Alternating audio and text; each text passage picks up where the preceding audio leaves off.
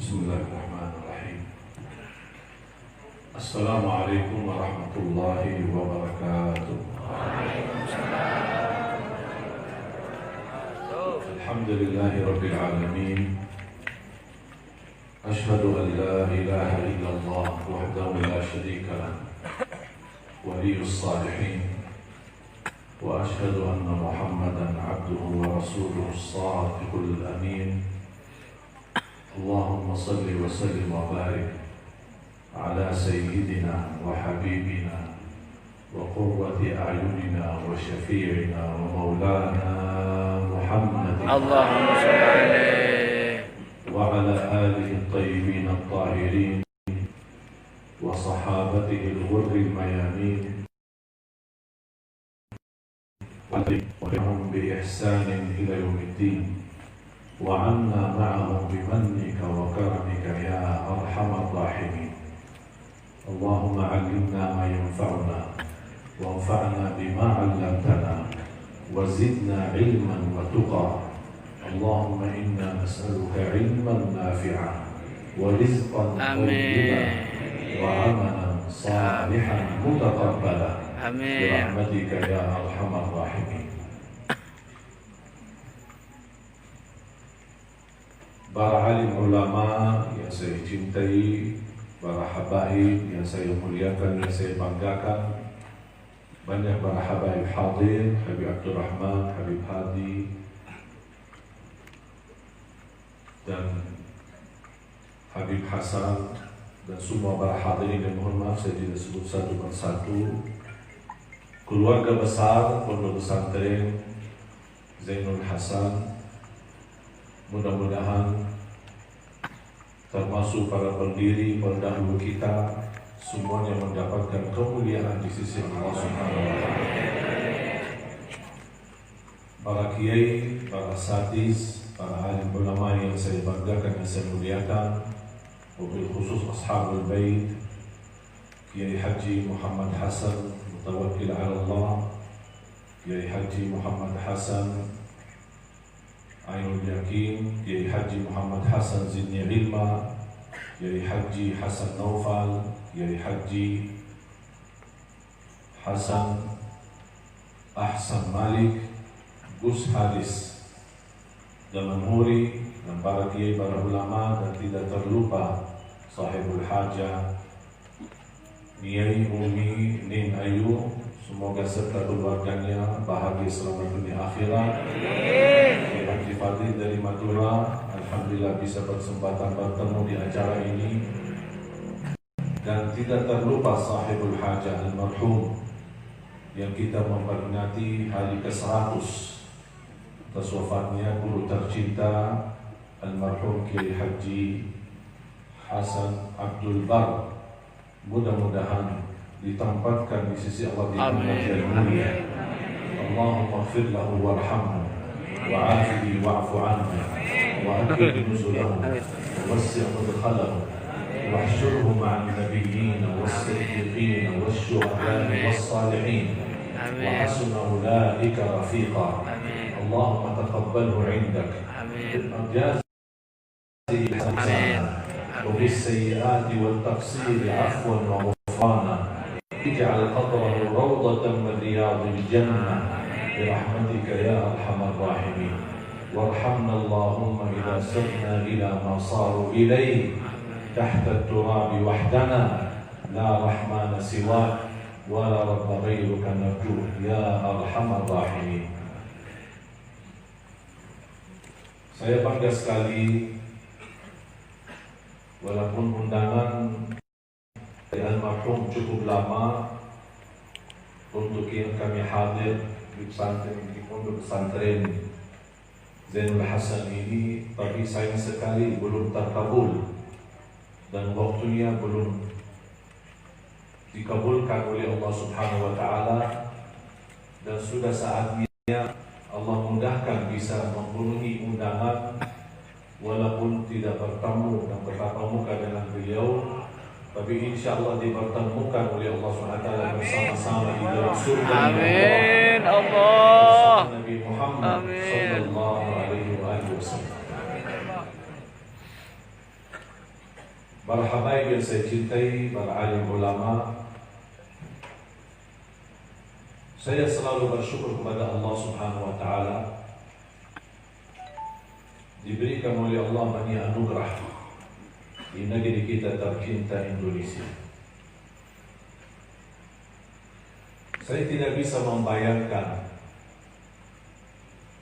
untuk bisa pindah ke Indonesia, apalagi tinggal di Indonesia, apalagi bisa bahasa Indonesia, apalagi mendapatkan anugerah menjadi warga negara Indonesia dari Bapak Presiden, Bapak SBY tahun 2011. Lahir besar di kota Madinah, walaupun saya berasal dari Hadramaut, tapi saya sekali tidak pernah ke Hadramaut. Dari Madinah langsung ke Indonesia. Dan saya tidak pernah jujur saja bercita-cita atau berkeinginan untuk tinggal di Indonesia. Kalau kita berkata pilihan, kalau boleh saya pilih, mohon maaf, Madinah lebih mulia. Kalau kita bicara suci, Madinah lebih suci.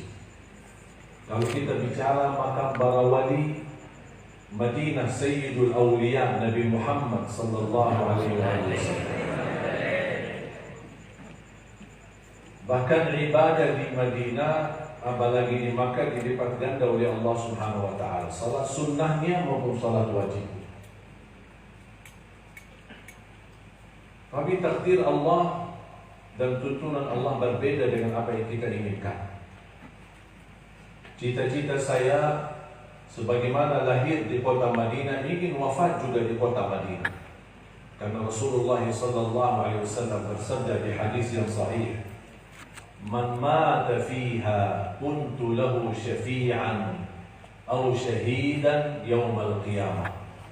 Barang siapa yang wafat di kota Madinah, jaminan mendapatkan syafaat Nabi Muhammad SAW atau syahadah.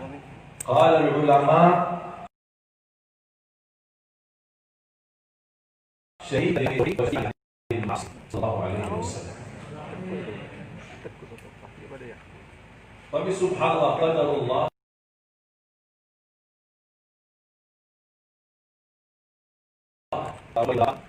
tarawih melalui wasilah seorang yang saya kenal di Madinah untuk hanya menjalani tugas imam tarawih di Masjid Agung Sunda Kelapa, Menteng, Jakarta Pusat. Dan subhanallah, Allah Subhanahu wa Ta'ala menganugerahkan, diterima oleh masyarakat dan oleh jamaah di Masjid Agung Sunda Kelapa. Makanya diminta diundang lagi tahun 2009, diundang lagi 2010, diundang lagi 2011. Dan tugas saya hanya menjadi imam tarawih. Lama kelamaan bola balik ke Indonesia, sudah mulai sedikit-sedikit belajar bahasa Indonesia. Saya masih ingat tahun 2008, cuma saya hafal satu kalimat, bagus. Jadi ketemu orang Indonesia apa saja yang dia bicarakan, saya jawab satu, bagus. Sudah makan? Bagus. Mau kemana? Bagus. Itu aja, saya nggak paham. Coba subhanallah, lama kelamaan tahun 2009 mulai hafal kalimat-kalimat baru. Apa kabar? Bagus. Mau kemana? Aku cinta kepadamu. Kita nama. Dan saya sering mengikuti ceramah dan tausiah para kiai-kiai pendahulu kita, para alim ulama, dan sedikit ambil belajar. Saya tidak pernah sekolah di Indonesia atau belajar kamus atau kursus bahasa Indonesia, tapi hanya mendengar, alhamdulillah bisa cepat hafal. Sedikit demi sedikit, dan alhamdulillah selalu dipimpin dan diarahkan, diberikan masukan oleh para habaib, para kiai, dan alhamdulillah bisa mendapatkan banyak ilmu, dan saya bisa menjadi atau membawa yang bermanfaat. Pasti ada kekurangan selama saya berada di Indonesia, pasti ada kesalahan, karena saya bukan maksum.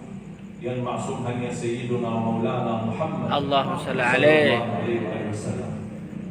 Jangan malu kita bersalah, tetapi kita harus selalu merasa bangga ketika kembali daripada kesalahan, taubat daripada kesalahan. Kalau kita orang bersalah itu wajar, karena kita manusia. Kullu ibnu Adam khata'. Semua keturunan Adam itu bersalah. Wa khairul khata'in at-tawwabun.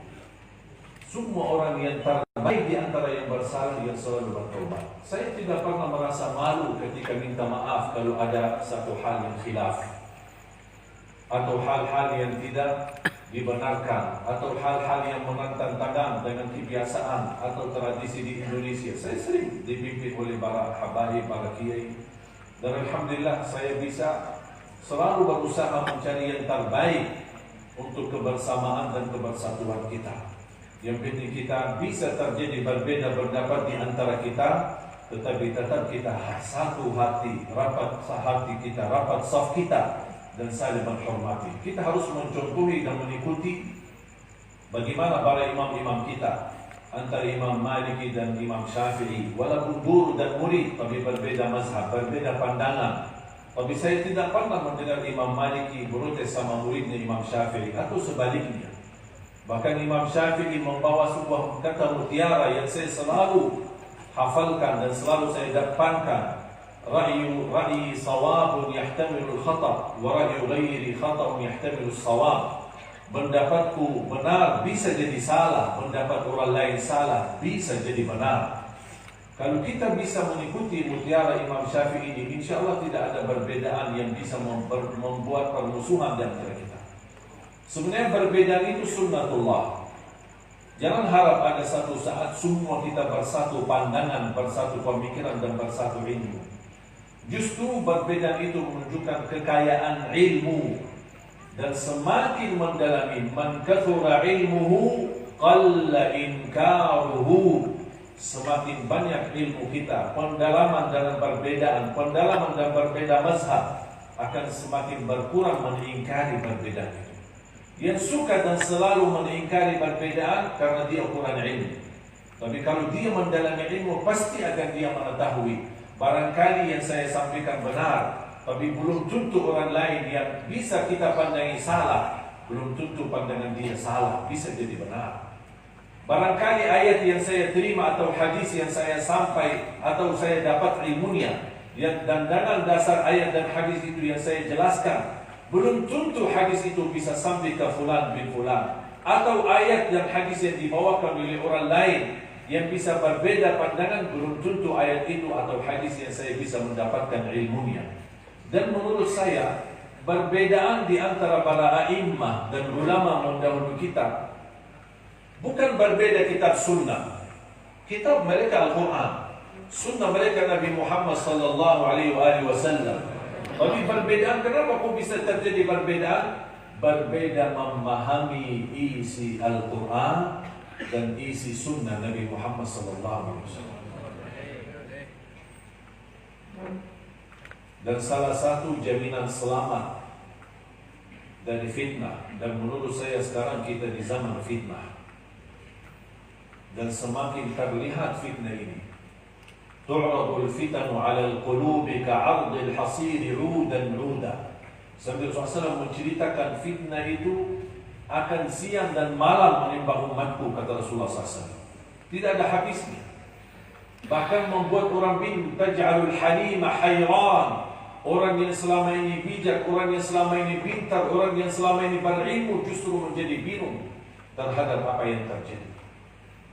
Makanya salah satu jaminan selamat dari berbagai macam fitnah, al-ismatu bil kitab was sunnah. ismat atau kembali kepada Al-Quran dan hadis Nabi kita Nabi Muhammad SAW, kembali kepada ajaran para guru, para ulama kita. Kita rapatkan saf-saf kita bersama ulama, melayani ulama kita, berkhidmat. Mungkin kita sebagai masyarakat umum banyak kekurangan ilmu kita, tapi insyaAllah dengan niat ikhlas mendekatkan diri kita kepada Allah melalui berkhidmat kepada ulama, mencintai ulama, mendekati ulama, melayani ulama, insyaAllah menjadi wasilah kita terampuni semua dosa kita dan Allah maafkan kekurangan kita.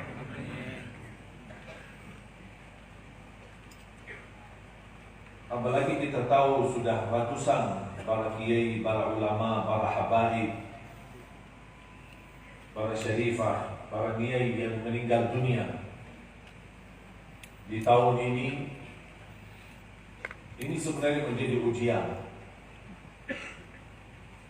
dan kehilangan ulama berarti akan tersebar dan terbuka lebih luas fitnah-fitnah yang akan datang. Kenapa? Karena adanya ulama menjadi wasilah keselamatan kita dari fitnah. Dan semakin kehilangan ulama, semakin fitnah itu berbesar. Makanya jemaah sekalian, jangan bosan kita datangi ke majlis ulama kita. Karena ini perlindung buat kita, perlindung iman kita, perlindung akidah kita, akidah Ahlus Sunnah wal Jamaah. Di dalam dan zaman perlombaan dan global fitnah berbagai macam, fitnah syubhat, fitnah syahwat. Tapi kalau kita sering menghadiri, makmurkan majlis ilmu, majlis zikir, jangan kita manusia saja yang membutuhkan majlis ini, malaikat saja, malaikat yang suci, yang sempurna, yang diciptakan oleh Allah dari cahaya, mereka selalu haus majlis ilmu dan majlis zikir. Sampai Rasulullah SAW mengingatkan para sahabatnya, "Idza ra'aitum riyadal jannati farta'u." Qalu, "Wa ma riyadul jannati ya Rasulullah?" Qala, "Hilaqul ilmi wa hilaqul dzikr." Kalau kalian bertemu dengan taman surga, mampirlah, duduklah di situ. Sahabat tanya, "Rasulullah, apa itu taman surga di dunia ini?" Rasulullah SAW menjawab, "Majlis ilmu dan majlis zikir." Dan di riwayat Imam Ahmad dalam musnadnya, "Inna lillahi malaikatun sayyaratun aw sayyaha yabhathuna an hilaqil ilmi wa hilaqil dzikr fa idza wajadu halaqatan qalu halummu ila hajatikum halummu ila buryatikum." Allah memiliki malaikat yang tugasnya cuma keliling di bumi. Tapi keliling bukan ke mall, bukan ke pasar. Mereka keliling jalan-jalan kemana? Mencari majlis ilmu dan majlis zikir. Karena itulah kebutuhan mereka. Ketika malaikat bertemu dengan majlis ini, mereka mengajak malaikat yang lain untuk menghadiri majlis ilmu dan majlis zikir. Dan selama anda berada di dalam majlis ilmu dan majlis zikir, berarti anda di dalam surga Allah Subhanahu wa ta'ala. Dan kata ulama, ada surga Allah di dunia. Barang siapa yang sering masuki surga Allah di dunia, insya Allah dijamin masuk surga Allah di akhirat.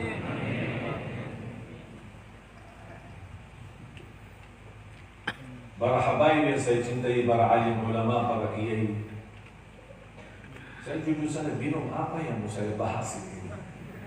Pas saya ketika masuk di sini bertemu dengan wajah-wajah ulama kita, para kiai kita, saya merasa malu. Orang-orang yang kecil ilmunya, baru-baru saja belajar bahasa Indonesia, kok berbicara di depan para orang tua kita ini yang ilmunya jauh lebih besar, dan saya yakin jauh lebih suci dan mulia di sisi Allah daripada saya. Tapi aduh ya Allah, berat sekali saya bisa berhadapan dengan mereka, mendapatkan kehormatan, penghargaan bagi saya yang sangat berharga bagi saya, bisa di hadapan para kiai, para guru tercinta. Saya diberikan kesempatan untuk menyampaikan ilmu, dan menurut saya bukan ilmu yang saya sampaikan, cuma hanya saya ingin sama-sama kita belajar. Karena saya tidak ada ilmu yang saya bagikan, dan semuanya dari Allah Subhanahu wa ta'ala, dan kita tidak punya apa-apa. Subhanaka la ilma lana illa ma 'allamtana. Ini semua dari Allah Subhanahu wa ta'ala. Dan selalu saya berkeinginan dan bercita-cita, selama saya berada di Indonesia, saya hanya ingin satu saja, mewujudkan dan membangkitkan akhlak Nabi Muhammad SAW. Ada orang tanya, keinginannya apa? Saya tidak ada keinginan apa, hanya meniru Nabi Muhammad SAW. Apapun yang saya hadapi, saya hanya ingin meniru Nabi Muhammad SAW. Dalam ujian, dalam hari sehari-hari, dimanapun saya berada, saya selalu berusaha meniru Nabi Muhammad SAW, meniru akhlak Nabi Muhammad SAW, meniru perjuangan Nabi Muhammad SAW. Bagaimana SAW rahmatan lil alamin, bagaimana SAW membawa akhlak yang mulia, dipuji oleh Allah, wa innaka la'ala khuluqin azim. Bukan hanya karim, tapi lebih tinggi daripada karim, azim, sangat agung akhlak Nabi kita, Nabi Muhammad SAW. Dan orang yang meniru akhlak Nabi Muhammad tak mungkin tertipu, tak mungkin tertipu. Dan kita semua para hadirin, kita termasuk mewakili Nabi Muhammad SAW. Jadi bukan hanya para ulama, para kiai, para asatidz, para dai, kita semua berdakwah. Tapi dakwah kita dakwah bil hal. Mungkin kita berkurang ilmu kita, tidak bisa dakwah bil maqal, tidak bisa menyampaikan kata-kata ilmunya, tapi kita bisa dakwah bil hal dengan perilaku kita sehari-hari. Bagaimana kita menjadi orang yang tawadhu, bagaimana menjadi orang yang lembut, bagaimana bisa membagi bermanfaat, bagaimana bisa menjadi berguna bagi orang lain, bagaimana membahagiakan orang lain. Kasih sayang kepada binatang saja ada penghargaannya dan pahalanya di dalam ajaran Islam. Binatang saja diberikan kasih sayangnya, apalagi kalau kita berikan kasih sayang kepada manusia. Dan setiap apapun yang saya hadapi, selalu saya bandingkan ujian yang saya dapat dengan ujian Nabi Muhammad SAW. Dan selalu saya mendapatkan pelajaran jauh lebih besar daripada ujian saya adalah ujian Nabi Muhammad SAW. Makanya saya terima ujian yang saya dapat adalah dengan ringan dan tenang, ikhlas. Kenapa? Karena selalu saya fikirkan ujian Nabi Muhammad SAW. Saya ditusuk, Nabi SAW sudah berkali-kali ditusuk, sampai patah giginya, luka kepalanya, berdarah tubuhnya. Saya belum patah gigi saya, kan sedikit ditusuk sama orang yang tidak dikenal. Apalagi dibilang gila, ini memang pada zaman orang gila. Saya pernah membaca cerita seorang khalifah bertemu sama orang gila di tengah jalan. Biar kita bandingkan orang gila zaman sekarang sama orang gila zaman dulu. Dan khalifah melihat orang gila ini di tengah jalan, dia tanya sama orang gila, melihat miskin mungkin cari makan sana sini. Ditanya sama si khalifah, mau diajak bercanda, main-main sama orang gila ini. Bagaimana hukum? Ma hukumus sariq? Bagaimana hukum orang-orang yang mencuri? Kata orang gila, kalau yang mencuri karena dia lagi betul-betul ada kebutuhan, atau dia melakukan hal ini karena kebiasaan, hobi mencuri, istiqomah, suka mencuri. Kata orang gila itu orang harus dipotong tangannya. Tapi kalau yang mencuri itu, tukang maling itu, karena dia kelaparan dan dia betul-betul lapar, tidak punya kecukupan untuk dia dan keluarganya, terpaksa dia mencuri untuk kebutuhan keluarga. Disitulah yang dipotong tangannya adalah khalifahnya, bukan orang yang mencuri. Orang gila hebat. Kenapa? Karena tugas khalifah menutupi kebutuhan mereka. Kalau dia mencuri karena terpaksa, karena lapar, berarti yang dipotong tangannya siapa? Khalifah, bukan orang gila itu. Subhanallah, beda orang gila zaman dulu sama sekarang. Ada satu kejadian, sudah lama, mungkin sudah sekarang 5 tahun. Dan saya banyak belajar daripada takdir. Dan subhanallah, di dalam takdir ini banyak rahasia yang kita tidak bakal tahu mana yang terbaik di balik takdir itu. Tapi yang saya selalu percaya, kalau ada sesuatu yang ditakdirkan oleh Allah, pasti itu baik. Kalau Allah yang menentukan, dan mungkin Allah menentukan sesuatu yang tidak baik. Mungkin awal zahirnya nampaknya buruk, tapi di balik keburukan banyak hikmah dan kebaikan. Saya pernah keluar dari musalla di Jakarta, hilang mobil saya. Padahal ada penjaga, ada security, ada satpam. Tapi subhanallah satpamnya nampaknya ketiduran.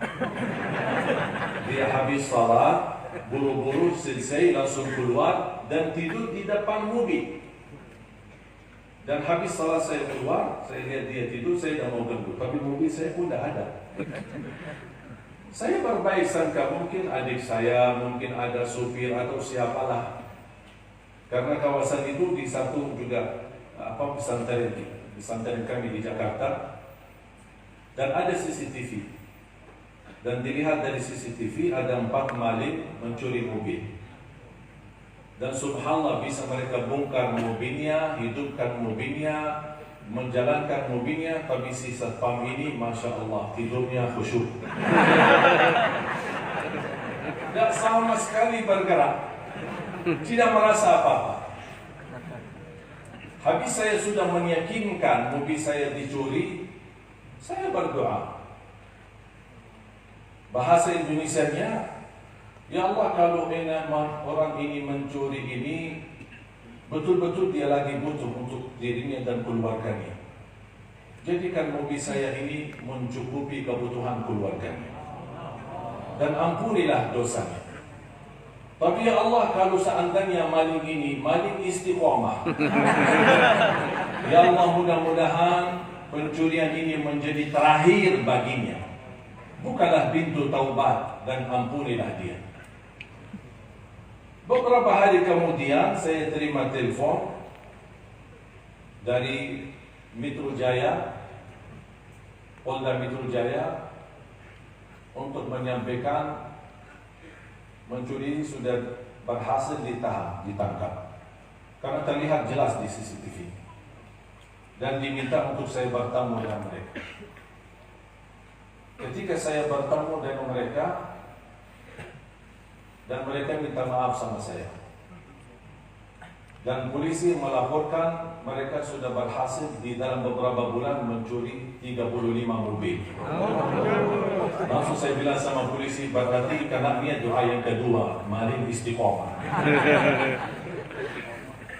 Mudah-mudahan Allah ampuni dosanya dan terbuka pintu taubatnya. Dia minta maaf. Saya bilang, kalau minta maaf sama saya, tidak ada urusan sama saya. Kamu minta maaf sama Allah.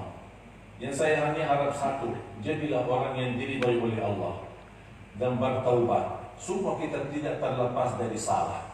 Makanya Allah membukakan pintu taubat untuk meminta ampun kepada Allah Subhanahu wa Ta'ala.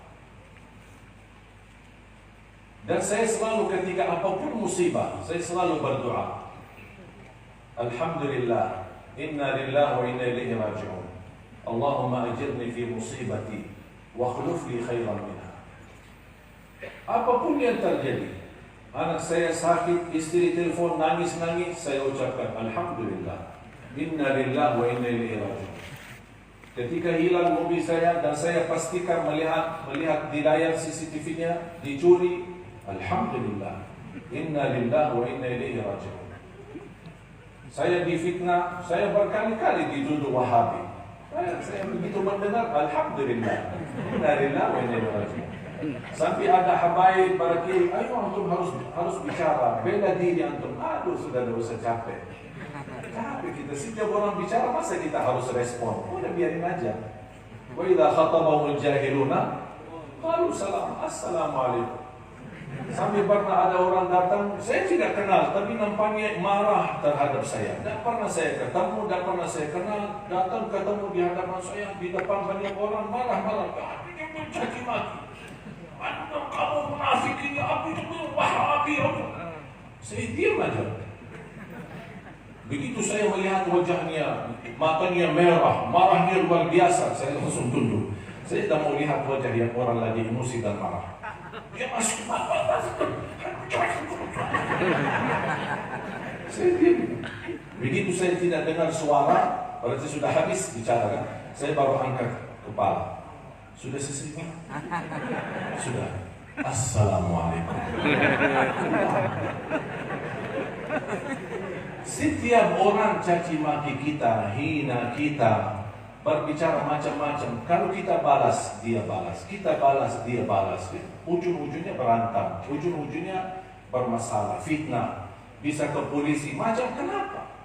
Islam sudah mengajarkan man kana yu'minu billahi wal yawmil akhir falyaqul khairan aw liyasmut. Kita umat Islam. Kita umat yang terbaik. Nabi kita nabi yang terbaik. Akhlak nabinya akhlaknya yang teragung. Masa kita kalah sama orang-orang lain? Kita semestinya mencontohkan nabi kita, mencontohkan Al-Quran, mencontohkan Islam yang menjadi agama yang adil, agama yang sempurna, agama yang mulia dan agung. Jangan perilaku kita membuat kehinaan terhadap Islam. Wala tasubbu alladhina kafaru fayasubbu Allah adwan bighairi ilm. Jangan sekali-kali caci maki orang kafir. Coba Allah melarang kita jangan caci maki mereka, supaya mereka dengan kebodohan yang mencaci maki Allah Subhanahu wa taala. Kalau kita betul-betul terapkan Islam, terapkan akhlak Nabi Muhammad, wallahi damai. Jangankan hidup kita damai, lingkungan kita damai, negeri kita damai, hati kita akan damai. Tenang, ibadah kita nikmat, khusyuk, indah, dan doa kita diterima dan dikabulkan oleh Allah Subhanahu wa taala. Karena kita bukan hanya mencintai Nabi Muhammad, tapi perilaku kita membuktikan cintaan kita kepada Nabi Muhammad sallallahu alaihi wasallam. Alhamdulillah, inna lillahi wa inna ilaihi raji'un.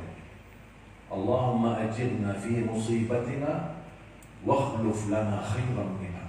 Ya Allah, sempurnakan pahala bagiku terhadap musibah ini dan ganti yang lebih baik. Subhanallah, yang hilang mobil saya Innova. Sebelum dipertemukan mereka dalam hitungan berapa hari, Allah gantikan 2 mobil yang lebih mahal dan lebih mewah, CR-V dan BR-V Honda. Saya berpikir, subhanallah, hilang Innova tergantinya Honda. Gimana kalau yang hilang istri saya? Astagfirullah. Ini direkam, jangan direkam ini.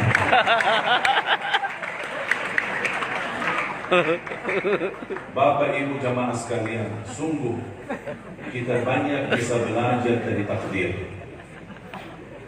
Banyak kita bisa belajar dari takdir. Sampai saya mendapatkan keyakinan tidak ada sesuatu yang terjadi pasti atas izin Allah. Ketika saya ditusuk, saya tenang, alhamdulillah. Pas saya berdiri, saya tidak sadar ini tusukan. Saya pikir orang hanya mendatang atau apa. Saya tidak berpikir apa-apa. Pas begitu saya berdiri, ada pisau di tangan saya. Karena tadi masuk ke cukup dalam, hampir 5 cm. Saya pasti lihat, alhamdulillah. Alhamdulillah, wa inna ilaihi raji'un. Terus tak pernah saya lepas kalimat ini dari apapun yang terjadi. Alhamdulillah. Kenapa? Apa makna kata alhamdulillah? Bukan alhamdulillah karena dapat musibah, bukan. Bukan alhamdulillah karena anak kita sakit. Alhamdulillah bukan karena dicuri mobil kita. Alhamdulillah atas wafat guru kita atau kiai kita, bukan. Tapi kita masih berkenan memuji Allah walaupun Allah menguji kita. Itu inti daripada ucapan alhamdulillah. Kita masih berkenan, masih cinta, masih mau memuji Allah. Dalam istilah, ya Allah ini ujian darimu, alhamdulillah, segala puji bagimu. Kita masih bersedia memuji Allah, dan itu yang paling berat. Kita berkenan memuji Allah di saat senang, di saat santai, di saat bahagia. Tapi yang paling berat, kita masih mau memuji Allah di saat susah. Makanya ucapan alhamdulillah merubah doa. Afdalud doa alhamdulillahi rabbil alamin, wa afdalud dzikri La ilaha illallah. Dan kata alhamdulillah bukan hanya doa, tapi pujian. Bahkan sering saya berkata, kalau ada orang ingin memuji Allah, tapi dia tidak faham mana kalimat-kalimat yang indah dan sempurna untuk memuji Allah. Saya belum hafal Asmaul Husna, saya belum hafal kata-kata dalam bahasa Arab yang bisa memaknai pujian kepada Allah.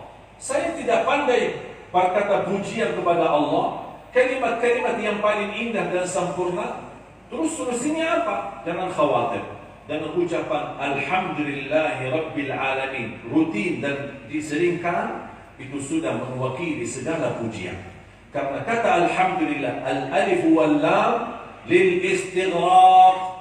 Ucapan alif lam alhamdu mewakili segala pujian dan segala kalimat yang terindah dan tersempurna kepada Allah Subhanahu wa taala. Dan ucapan alhamdulillah mewakili semua kalimat yang terindah dan tersempurna. Bahkan Al-Fatihah,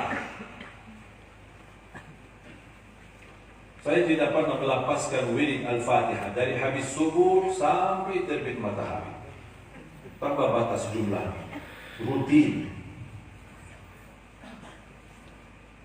Dan saya tadi ketika bertemu dengan Nyai Umi Ding Ayu, dia menyampaikan saya rutin menjaga wirid Al-Fatihah. Semenjak beliau dengar dari YouTube salah satu ceramah kami mengenai suratul Fatihah, dan dia menjaga wirid.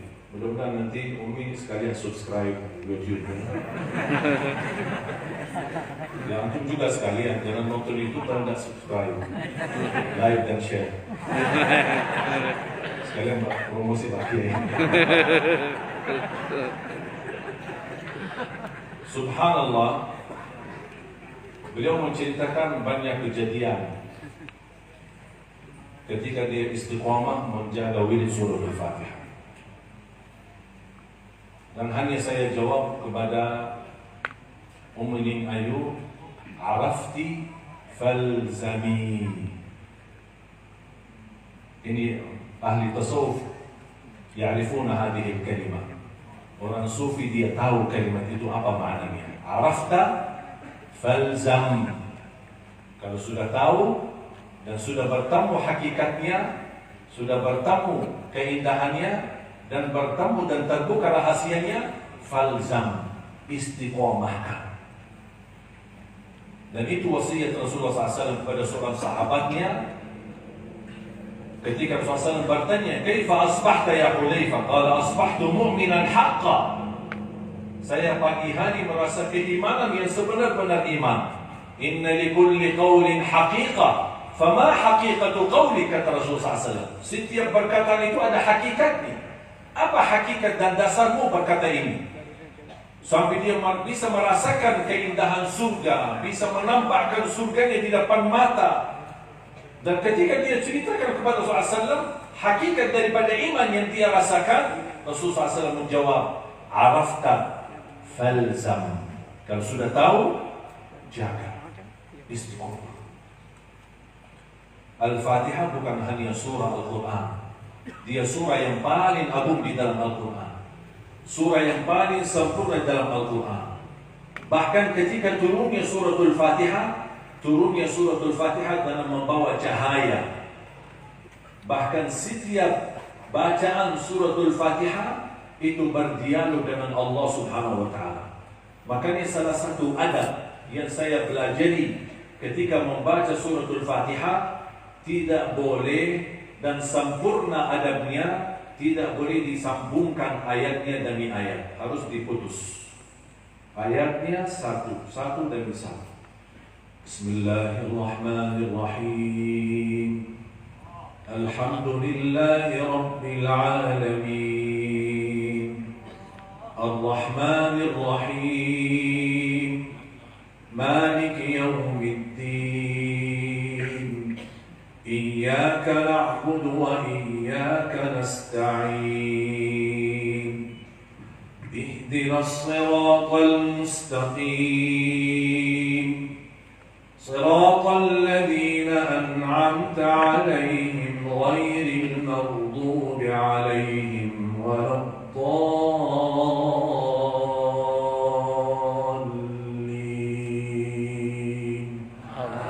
آمين. Setiap kita baca satu ayat, Allah jawab. إذا قرأ عبدي بسم الله الرحمن الرحيم الحمد لله رب العالمين قال الله حمدني عبدي hambaku telah memujiku. Ar-Rahmanir Rahim qala Allah majjadani abdi hambaku telah mengagungkanku. Maliki yaumiddin qala Allah athna alayya abdi hambaku telah memuliakanku. Iyyaka na'budu wa iyyaka nasta'in qala Allah hadza baini wa baina 'abdi wa li'abdi ma sa'al ihdinas siratal mustaqim qala Allah hadza li'abdi ini untuk hambaku siratal ladzina an'amta 'alaihim ghairil maghdubi 'alaihim waladdallin qala Allah hadza li'abdi wa li'abdi ma sa'al. Ketika kita ucapkan amin, artinya Allahumma stajib, ya Allah mohon diterima. Qala Allah qad fa'alt, aku ijabah. Berdialog sama Allah harus sopan dan beradab. Setiap satu ayat yang kita baca, kita rasakan Allah menjawab kita. Satu ayat demi satu ayat. Coba bayangkan betapa indahnya berdialog dengan Allah Subhanahu wa taala. Setiap ayat yang kita baca. Makanya di awal suratul Fatihah sampai akhir semuanya doa. Makanya orang yang tidak memahami rahasia suratul Fatihah, dia berkata tidak dibolehkan baca Al-Fatihah untuk orang yang sudah wafat. Dia tidak faham. Kalau dia faham suratul Fatihah, tidak mungkin dia berkata seperti ini. Al-Fatihah dari awal, doa boleh tidak untuk orang yang sudah wafat? Boleh tidak kita doakan para guru kita, almarhum kita? Al-Fatihah doa. Bahkan guru saya menyampaikan ketika ada seorang awam yang tidak bisa berdoa dan tidak bisa memohon kepada Allah, dan dia ingin berbahasa Arab dalam doanya, tapi dia tidak bisa, tidak pandai. Al-Fatihah mewakili semua doa. Hanya baca Al-Fatihah, mengulangi berkali-kali, dan niat hajat kita, Allah kabulkan hajat kita. Karena Al-Fatihah doa. Dan di dalam surat Al-Fatihah ada dua makna dari doa. Ada doa ibadah dan doa masalah. Doa ibadah dan doa masalah. Contoh doa ibadah, Alhamdulillahi Rabbil Alamin. Itu namanya doa ibadah. Kenapa disebut doa ibadah? Karena isinya memuji Allah tapi tidak meminta. Makanya salah satu adab berdoa, puji dulu baru minta. Jangan langsung minta. Ini salah satu cara adab berdoa, kita ambil dari belajaran suratul Fatihah. Puji Allah dengan kalimat-kalimat indah. Alhamdulillahi Rabbil Alamin. Segala nikmat yang kami dapatkan hanya darimu ya Allah. Atas Islam iman, Alhamdulillah. Sihat wal afiat, Alhamdulillah. Atas nikmat keluarga, Alhamdulillah. Atas nikmat kita mampu beribadah, Alhamdulillah. Kita meninggalkan, menyebutkan nikmat-nikmat Allah, itu namanya pujian. Tapi belum meminta sesuatu. Ketika sudah memuji Allah, baru minta. Dan kata ulama, setinggi-tinggi permohonan, sesempurna permohonan, seindah permohonan, sesudah memuji Allah, minta apa? Ihdinas siratal mustaqim. Sebelum minta Allahumma ighfirli, Allahumma arhamni, Allahumma rzuqni, ya Allah beri rizki, ya Allah beri kemudahan, ampunan. Sebelum itu semua, minta dulu hidayah. Ihdinas siratal mustaqim. Karena kata hidayah bukan hanya hidayah dalam hal agama, tapi minta petunjuk dalam jalan yang lurus dalam segala hal. Urusan dunia, urusan keluarga, urusan ibadah, urusan akhirat. Kita minta yang terbaik dari Allah Subhanahu wa ta'ala. Habis ihdinas siratal mustaqim, baru bebas kita meminta yang lain. Indahnya suratul Fatihah. Makanya mari kita sama-sama khusus membaca Al-Fatihah untuk para guru tercinta, para guru-guru kita yang mendahulu kita, para habaib, para ulama, para penjual, khususnya para pendiri pondok pesantren Zainul Hasan, dan wabil khusus Kiai Haji Hasan Abdul Bar. Semoga dengan kita membaca suratul Fatihah beliau disempurnakan pahalanya dan diterima di sisi Allah, diangkat derajatnya, dan para habaib, para ulama pendahulu kita, dan mudah-mudahan dan wasilah suratul Fatihah mereka dicurahkan rahmat Allah Subhanahu wa taala dan tertulis nama mereka di mendapatkan syafaat Nabi Muhammad sallallahu alaihi wasallam. Al-Fatihah. Bismillahirrahmanirrahim. Alhamdulillahirabbil alamin. Ya na'budu wa nasta'in ihdinas siratal mustaqim siratal ladzina an'amta 'alaihim.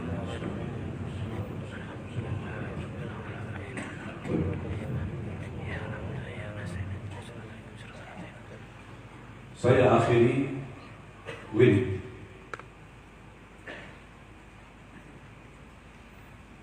Wirid sederhana,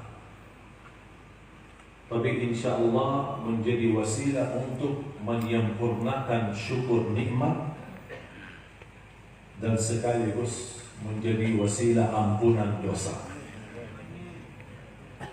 Dengan ucapan Alhamdulillah, Astaghfirullah, Alhamdulillah, Astaghfirullah. Karena kita hidup antara nikmat dan dosa. Nikmat perlu disyukuri, dosa memohon ampunan dan taubat. Dengan dua hal kejadian ini, kita tidak terlepas dari dua hal ini. Nikmat maupun kesalahan. Nikmat kita butuh syukur. Yang kedua, kesalahan kita butuh diampuni oleh Allah. Makanya kita terus membaca wirid tanpa batas. Pagi, siang, sore, malam. Alhamdulillah, Astaghfirullah, Alhamdulillah, Astaghfirullah, Alhamdulillah, Astaghfirullah, Alhamdulillah, Astaghfirullah. Yang kedua, ayat kursi. Jangan tinggalkan ayat kursi setiap habis salat. Semua hafal ayat kursi? Yakin? Tahu nggak pahalanya? Saya ketika tanya, tahu nggak pahalanya? Oh, Rasulullah sallallahu alaihi wasallam bersabda, "Man qara'a ayat al-kursi dubura kulli salatin laysa bainahu wa bainal jannati illa an yamut."